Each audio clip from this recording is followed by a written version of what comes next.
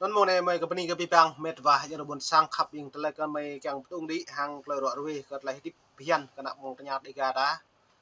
mong lau ku tu ra ne ka pipang klai so yuan le tong rang tum ka te ka nyong yang kyang kra ba la pre ka la na chri pe dap la kle tim pipang pro nyanga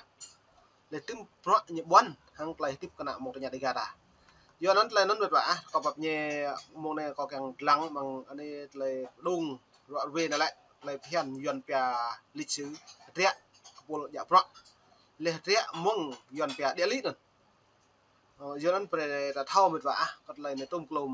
นั้นก็ไม่ไหลจุนก็เลยมีบัวปมุดยูมังปุลบิงปุลยืยับโซซัดdoนั้นเลยในก็แกงรักเบจิลันแบบว่าnó anh ấy lần tập ngữ dập ní dập qua thâu cái lần trả tay nguyên ta bây giờ ta po thâu vật trả riêng cả thâu mà muốn phải nhật vẹn mong mà đang tập vẹn đang bốc nhiều tự chọn nghe sát clean con nặng buồn sang plei ta chầm pieng lùm ta dân một vài cho nên có càng đặt bởi còn lại phim mà anh ấy là như giờ thường là thời gian như giờ là nguyên thúy này đến trước thế kỷ như giờ 19 lau con nun con nặng buồn sang tao mò lại ta tiếp lại bây giờ nun nục nun mệt và ơi dạ đừng đã là lau ta tiếp mong đã trồn lợn là nó lấy đâm plạt lại nó có càng riết là chun mệt và nó dài hay tập biện ta trú anh ấy lấn tập ngư dần bẹt tây nguyên này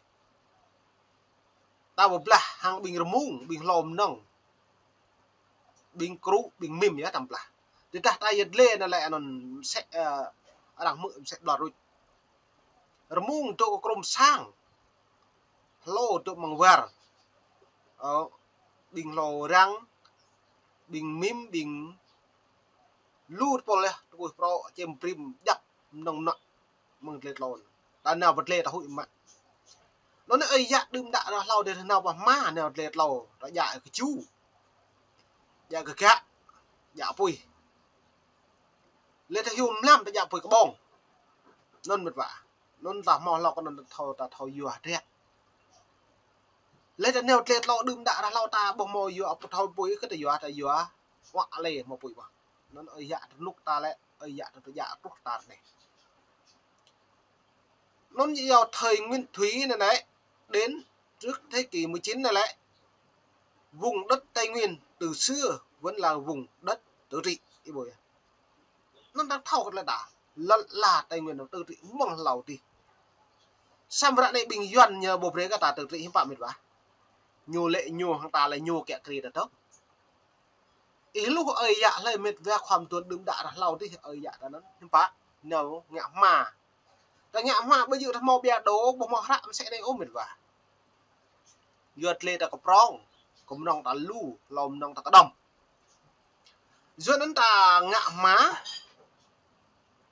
lệ ta ngã má này ta mẹ đua thun bữa đặt lao thun phạ thun như được bia lên lon ta giặt lệ còn đông ta làm phần lệ trống ta ngã bức thoa lệ trừng to và trừng tê ta tùm là lệ bộ mò bộ lệ lẹo lệ chim prim chim chạp bằng gần pì lấy lồm nông trong như là bây cả mỏ đôi do nó nè đùm đã là anh ngạ với blang bờ đại là cả to ý bộ màu quỳ cái liệp sàng sẽ nục nếu anh ngạ bề ma bay nó ấy lùi bên nha tập họ bên nôn ma nó như đồ nhưng bạn lần như phía ai cho nó này cho còn đông ý tốt bên nha lại phiền này chỉ về đừng let nó hưu let lo đang ngạ sang hết bà ngạ sang từ nục rồi này sang lần tầm mong ngạ sang lần ốp biệt vả ơi dạ mệt vàความtuần đùm thì nó ơi dạ cái ta ngạ sang cái chỗ dầu hội mung hội ma hội man hội lan hội la ta ngạ sang cái chỗ dầu ya ta ngạ lông đây ta ngạ bực cái chập mà ta mẹ cái chập mà lông mà lệp măng cái chập mà cái tay gió đùm đã là lâu ơi dạ đùm đã là lâu tiền tay gió na hàng cái chu ta hủy lòm nồng như nó mặn nó kẹt ta giờ nục nôn nhớ nục ta đã này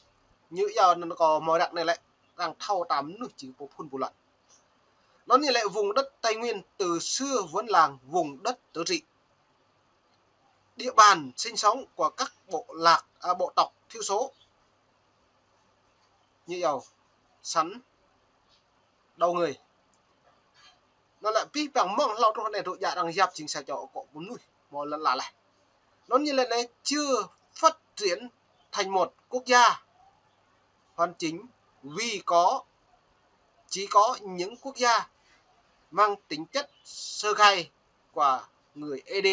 Girai mà lùi một nó bây giờ. Cho nên tầm tì này lại mà rằng đúng đi mang lấy ní chặt ngào độc này doan như kẹt kỳ ta lại như nhẹ bằng hem lấy hàng lại chơi bể đã bây giờ. Nó như rim như nào rim thôn như giàu kỹ thường niên luôn. Hắn này là buồn sàng cậu. Quyền con người thì càng là quyền tôn giáo, tự do con người, nhân quyền và tôn giáo chùa nó ta có được cả. Tôn giáo lại đạo tá bố kẹng nhiều kẹt thì lại đạo tổ ta ấy thế là mà sang chung tập phố về luôn. Quyền ta là quyền ta kẹng bố kẹng trộn hồi dẫn quyền đấy nhỉ, dựa vào quyền con người bây giờ. Nhua mang đây nhắm mò lao này ở vùng đất này là vùng đất tứ trị bản địa của người Tây Nguyên như vào các bộ tộc thiểu số từng đầu người thì bởi nó đất thau này nó có càng đặc là dần đồng lắm lỡ chú trên đôi đùa rằng một lại cái là dần mệt vả ít lắng lại video màn hình thật lớn này bố lại nó vô hạn này như bố lại ngoại trưởng Mỹ như giàu Antony Blinken vừa công bố quyết định Việt Nam vào danh sách theo dõi đặc biệt CPC vì có những hành vi nghiêm trọng về quyền tự do tôn giáo. Khi bị đưa vào danh sách này, Việt Nam sẽ bị Hoa Kỳ theo dõi sát sao về các quan chức vi phạm có nguy cơ phải đối mặt với các biện pháp chặt chẽ. Cho nên tôi này đã bố lẽ hàng hiếm bạ mệt vả mong giữ hàng lại lần trả lúc nào Việt Nam như sót lại phiền mang lần trả Mỹ lại tổ chung là nhớ một hội nghị này lại ở bách lễ đóng nhờ tố hội đồng bảo an liên quốc rằng giám sát chặt chẽ thì nhủ lễ đóng pre nhủ pre gật lại phiền cả năm nuôi như bù đi về cả lần trả bù lại ô lễ đóng như sót lại phiền như trăm piêng này như mạ cự này lợn la này play pla cái bùi duyên nó rằng pre rằng sát sao đang theo dõi thì nhiều đi vào những ạ tôi lọc lầu thì là những bài như bọn krong đang như lệ như khá lên mệt vả 2017 2016 là những bài đang rút như việc đội á lệ trong rạn này đang mút cái tổng lau đây như mút như khai thiện như split như lại xăm rạn này như bốc đi bự rồi xăm đôi hàng này này nó như này đây bộ ngoại giao Mỹ này dẫn lời ngoại trưởng Blinken trong thông cáo ngày 2 tháng 12 nói rằng ông đưa Việt Nam vào danh sách theo dõi đặc biệt vì nước này thực hiện hoặc lúng túng cho những vi phạm nghiêm trọng về quyền tự do tôn giáo. Cái bởi nó là lúc là cộng sản Việt Nam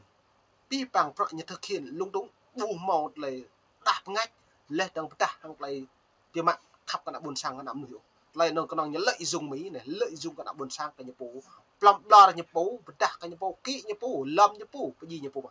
như thế này ít thôi cái này nó gì lệ này đâu ngày hôm mùng 2 tháng 12 VOA đã liên lạc Bộ Ngoại giao Việt Nam và Đại sứ quán Việt Nam tại Washington DC và đề nghị bình luận về công bố này của Ngoại trưởng Mỹ nhưng đến ngày vẫn chưa được phân hồi buổi là lệ cái này rằng cưới như lâu lại chăm pi bằng nhu cả bộ mỏ lệ cái rằng non ta cặp lặng mạng một lời tòa làm ít ra thì nhiều bây giờ là bên sang Việt Nam đặc biệt vất cỡ cục ná và tụ mạng bộ ngoại trưởng lê đóng đại sứ Việt Nam và Mỹ lê bộ đại sứ Mỹ và Việt Nam nhớ cả phân hồi cái lẽ đáng mệt vả cho nên này này tông công bộ hiến bạ nục nọ mà lần chặt Việt Nam nhiều mà nục nói nấn mạng đi bắt nắp kem tu này này hiến bạ nhiều can trở bí bằng đang nguy hóc ác đây là sama nhiều lệ bù trừ nhà này lô bù trừ bù trừ là chói có thế cho mồm sẽ nâng trong đây là một sáng ít không rằng này lên từ đó tí bằng pro nhiều càng nhớ nhắc nó càng rằng rơi nhu tí bằng pro rằng cấm vấn tôi những cái trịch xa bạn nằm tôi cái bù tôi càng cầu đặt trịch xa là thêm bài như vậy vì có những vi phạm nghiêm trọng về quyền tự do tôn giáo khi bị đưa vào danh sách này, Việt Nam sẽ bị Hoa Kỳ theo dõi sát sao về và các chức vụ như giàu vi phạm nhân quyền như giàu đối mặt với các biện pháp chặt chẽ rằng lặng cái này là hàng lấy nhú buồn cái rằng sẽ giúp sát sao cái nhú lê登phong bi như này là rằng ít tín cái nhô này lại nhú cả một phần hồi cái là rằng non như ép nick cái cỡ này lấy chẳng hiếm bạc chẳng dây thoát cái nhiệm vụ cho nó mình phải nó như là nói đâu tiền lâu Bộ Ngoại giao Mỹ quyết định đưa Việt Nam vào danh sách CMC lần này sau nhiều lần Ủy hội tự do tôn giáo quốc tế của Hoa Kỳ USCRF liên tục đề nghị Bộ đưa Việt Nam vào danh sách quan tâm đặc biệt như CPC vì cho rằng Việt Nam vi phạm một cách nghiêm trọng về tự do tôn giáo.นั้นมองในกรณีกับพี่บางยองได้มีมาพี่ปลาขับเองตากับหลังทุนเนี่ยมะมองรังมะเพราะย่ำได้ยังบุกคืดเลยประตูเราประมุดเยอะเลยยังจะเด่นCPCนั่นแหละชิงบิงนุ่ยบรึไม่ฮะรังกล้าแกะหังไหลยันเอามองแหละหังไหลมองนุ่ยบรึไม่ฮะแหละนุ่ยชัดใบยังมอเรียนุ่ยชัดใบเลยแต่ถ้าคนกเลยเพี้ยนเวียดนามกันแก่มั้งlút lại sau xăm rằng lại sau bay nghiêm nuôi này lại sau bay nghiêm trọng rằng tư hình hoặc trung thân tôi nhủ mong tư hình trung thân đến lần lại từ sau vi bóng đó mà mồ là cầm vấn biết bằng có chính phủ cái nhận này là nạp buồn sang như rung cái phố mồ như gì à cho nên mồ này company ta bạn này bảo vậy play đi đi sắp lăng sắp mấy bùng lúc đi cả new